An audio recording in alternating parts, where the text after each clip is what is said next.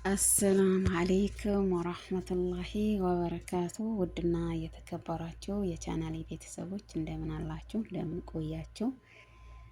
ሁላችሁም በያላችሁበት ሰላም ሰላም ብያለሁኝ። እንዴት ናችሁ? ሰላም ለሀገራችን ይሁን፣ ሰላም ለሰው ልጆች ይሁን እና ዛሬ በጣም ውስጥ የነካኝ አንድ ቪዲዮ ልሰራ አስቤ መጣሁ ማለት ነው። ከጠፋሁበት ብቅ ብያለሁኝ።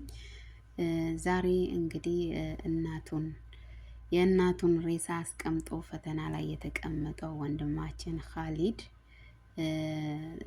ትንሽ ደስ ብሎኛል። ሰሞኑን ነው ያየሁት ከሶሻል ሚዲያ፣ ግን ያው አይቼው ደግሞ አቀናብሬ ሳለቀው ቆየሁኝ ማለት ነው። እናቱን ከሞታች ጀምሮ ያው የእናቱን አደራ ነበረበት። እናቱ ታማም ፈተና እንደሚፈተን ታውቀ ነበር እና አላህ ይርሐማት፣ አላህ ይዘንላት። በመጀመሪያ አላህ ይዘንላት፣ ልጆቿን ደግሞ ለፍሬ ለደረጃ ያብቃላት። ከባድ መስዋዕት የከፈለች እናት ናት። አላህ ይዘንላት። እንግዲህ ያው ሁላችንም ሀጅ ነን። በእርግጥ ግን ኖራ ይሄንን ብታይ ይባላል።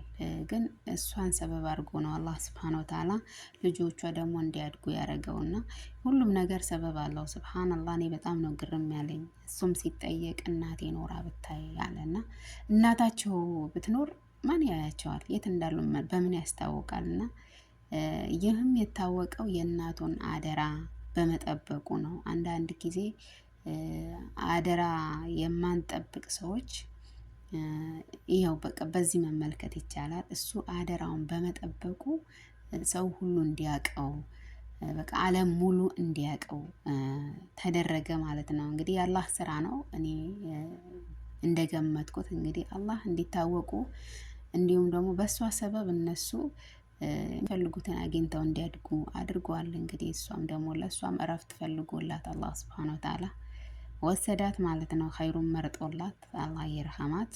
በእርግጥ ያሳዝናል። እንዲህ ደክመው እናቶቻችን ሳያርፉ ሲሄዱ ያሳዝናል። ግን ያም ሆኖ ሰበብ ሆናለች ለልጆቿ መኖር፣ ለልጆቿ መለወጥ ሰበብ ሆናለች ነው የምለው እኔ እንደራሴ። ምክንያቱም ሁሉም ማግኘት የለም በዱንያ ዓለም እና በጣም ነው በቃ ውስጥ የተሰማኝ። በምን ብትሉ ገና ልጅ ነው እሱ፣ ገና የ14 ዓመት ልጅ ነው ኻሊድ። ነገር ግን ያው ከእናቱ ጋርም የኑሮ ውጣ ውረድ አስተምሮታል።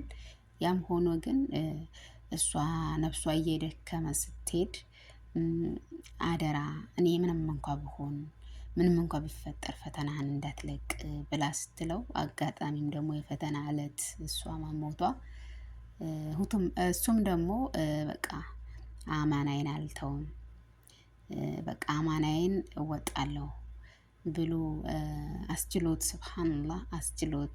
ማንም ይሄ አይችልም። በነገራችን ላይ ማንም አዋቂ የምትሉት አይችልም። እሱም እናት ናት እና ግን በአዋቂም ያልተገኘ ስንቶቻቸውስ በቃ እኔም አልኖርም ብለው ብዙ ሸሪዓ የማይፈቅደው የሚሆኑ ሰዎች አሉ። ማሻአላህ አላህ ይጨምርለት። በጣም የገባው ልጅ ከልጅነቱ እሱን ነው ያየሁት። ወላሂ አላህ ይጨምርለት፣ አላህ ያሳድገው። በቃ ትዕግስት አድርጎ እንባውን ዋጥ አድርጎ ሄዶ ፈተና ላይ መቀመጡ ለዓለም እንዲታወቅ አድርጎታል። ያም ሆኖ በቃ በትልቅ ሰው የማናገኘው ነገር ነው ኻሊድ ላይ ያገኘ ነው እና ያም ሆኖ ሶሻል ሚዲያ ተቀባብሎ ሁሉም ሶሻል ሚዲያዎች ኢቢኤሶች ተቀባብለው እንግዳ አድርገውታል። በጣም ደስ ያለኝ ደግሞ ሰመር ሪል ስቴቶች እንግዲህ እነሱም እንደዚህ ልደቱንም በማክበር እንዲሁም በሱ ስም የቤት ቅናሽ 10% በማድረግ እየሸጡ በሚሸጠው በሱ ስም የሚመጣ ሰው ካለ 10% ቅናሽ እናደርጋለን ብለዋል። ለሱ ደግሞ የሆነ የሚታስብለት ነገር አለ። ሪል ስቴቶች እጅግ በጣም እናመሰግናለን። በእውነት የሚመሰገን ስራ ነው የሰራችሁት። ሰመር ሪል ስቴት ያው ሁሉ ብዙ ሪል ስቴቶች አሉ በእርግጥ ቤት ሰርተው የሚሸጡ፣ ግን ለጊዜው ደግሞ ሰመር ሪል ስቴት ነው ኃላፊነት የወሰደው ለሱም በቃ እሱን ለማስደሰት ጊዜያዊ ደግሞ የሚጠቃቀምበት ብርም በስጦታ ሰጥተውታል። በእውነት እኔ ቪዲዮን ሳይ አልቻልኩም። በእርግጥ ጋዜጠኞቹም በጣም ተቸግረዋል። ይሄ ነገር ቆመው እንኳን ለማስተካከል ቆመው ለመናገርም አልቻሉም። ምክንያቱም እናት ናትና፣ እናት የሁሉም እናት ናት። በእውነት አንዷ ጋዜጠኛ ስሟን አላውቀውም፣ በቃ አልቻለችም። ስፍስፍ ነው ያለችው።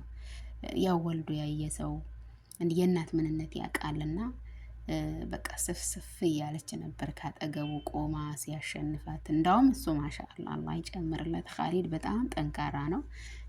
በቃ ዋጥ አድርጎት ነው። ግን እሱ እንዳው በቃ እንትን ሲል ቀጥ ብሎ ያለውን ነገር ሲናገር የሚለውን በትክክል ነበረ እና ግን ካጠገቡ የነበረችውን ጋዜጠኛ በጣም ተፈትና ነበር። በቃ እንዲህ በቃ አለ አይደለ እንቅ አርጓት ነበረ። ያ ምንድነው ያው እናት ናት። እናትና እናቱን ሞታበት ነው እንደዚህ አይነት ነገር እንትን ያለው። እሷም እናት ሆና ስላየችው የእናትነት ደረጃው ስለምታውቀው በጣም ተፈትና ነበረ። ስሟን አላውቀውም፣ ግን በጣም የሚመሰገን ስራ ነው የሰሩት። በእውነት በጣም ደስ ብሎኛል እንደ ሀገር። በእርግጠኛ ኢትዮጵያኖች አልሐምዱሊላህ ደስ በሚለው ነገር ሰው የሆነ ነገር ደረሰበት ከተባለ ይረዳዳል። በቃ በኢትዮጵያዊነት ይሄ ደስ ይለኛል።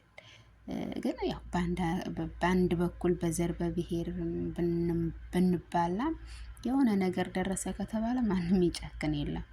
በእውነት ግን አሁንም እንደው ሰላምና ፍቅር ለሀገራችን ይሆን ነው ምለው። እንዲህ የተጎዱ ሰዎችን በአብሮነት ብንጠግን፣ በአብሮነት ብናሳድግ፣ በአብሮነት ብንደርስ፣ ብናሳክም፣ ብናበላ፣ ብናጠጣ፣ ብናለብስ እኔ በጣም ደስ ይለኛል። በእውነት በዘር በብሔር ባንባላ በቃ እንደ የተቸገሩ ሰዎች እያየን ብንረዳ ደስ ይለኛል። እና የድሮ ሰላምና ፍቅር የሀገራችን ያምጣልን፣ የሀገራችን ይሆን። በእውነት እንደ ድሮ ሰላምና ፍቅር ኖሮ ብንኖር ደስ ይለናል። እንግዲህ ሀገራችን አሁንም ሰላም ያርግልን። በተቀረው አካባቢም በቃ በኢትዮጵያዊነቴ የሚያኮራኝ ነገር ቢኖር የሆነ ሰው ችግር ደርሶበት ዝም አይባልም፣ እስከ ህይወት ፍጻሜ ድረስ ይታገላል። እና ያው ከባለፈውም 15 ቀን በፊት እህታችንም በሰላም ስለገባች በቃ እኔ እንጃ በጣም እጥፍ ድርብ ነው የሆነብኝ፣ ከዚህም ጨምሮ ማለት ነው። እህታችን ሌላ ከ14 ዓመት ከ13 እስከ 14 ዓመት እስር ቤት ቆይታ የሞት ፍርድ ተፈርዶባት ያ ሁሉ አይሆንም በቃ በብር መውጣት ከቻለች ብለው ቻንስ ጠይቀው መውጣት ትችላለች ሲባል ያለውን የሌለውን ሰው አጠራቅሞ እንድትወጣ አድርጓል። በኢትዮጵያዊነቴ በእሷና በዚህ ልጅ ነው በጣም የኮራሁት። በእውነት በቃ እኔ እንጃ በጣም ተደሰትኩኝ። ምክንያቱም እነዚህ ልጆች አባታቸው ድሮውንም ትቷቸው ስለሄደ እናታቸው ስታርፍባቸው ምን ሊውጣቸው እንደነበረ አስባችሁታል? ግን ካሊድንም ወደ ሶሻል ሚዲያ ያመጡት ጎረቤቶቹም በጣም እጅግ አድርገን እናመሰግናለን። በእውነት እንደዚህ ባታረጉ እሱም ሶሻል ሚዲያ አይወጣም ነበረ።